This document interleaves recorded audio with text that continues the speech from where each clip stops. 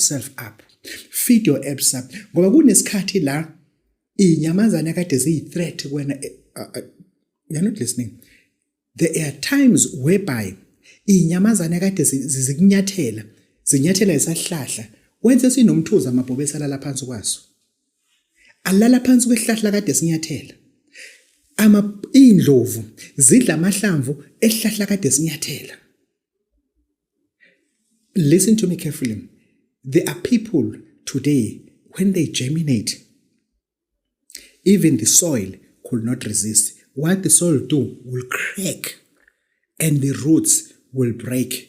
The roots of any grass, kunabantu empilweni yakho that you have to treat them as grass that is holding your delay. But when you germinate, listen to me carefully. It's whereby your child graduates.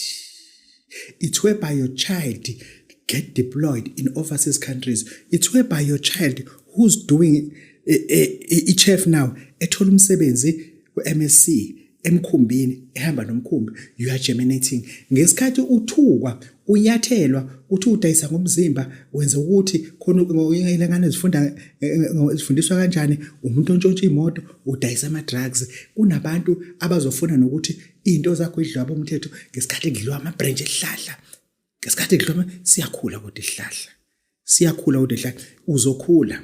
And angifuni ufike kumina lana with the mentality of dryness. Ngifuna ufike kubabudokotela uthi babudokotela make me, because I know when it rains my roots are still alive. They will able to absorb imvula. When it rains, it's whereby you get an opportunity to present your company.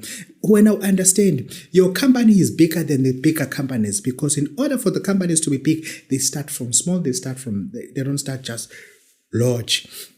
I was willing to say large. It's large. L-A-R-G-E. Large.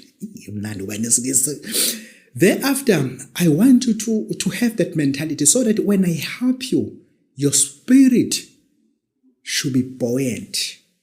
I explained buoyant before. Your spirit should be buoyant as well, so that when I lift it up, it will be easy. Because I do have izinto zokusiza umuntu, but umuntu omunye mefika lana already ufika esesimene ombono ukuthi this person is demising himself. This person uthi babudokotela it's better to die. Indlela engihlupheka ngayo. Mina I was once visited by a guy from Free State. Eyasuka yaye eJohannesburg, yeze eThekwini, yafika eThekwini yangilinda, ibhasi yafika ngo5:40 am.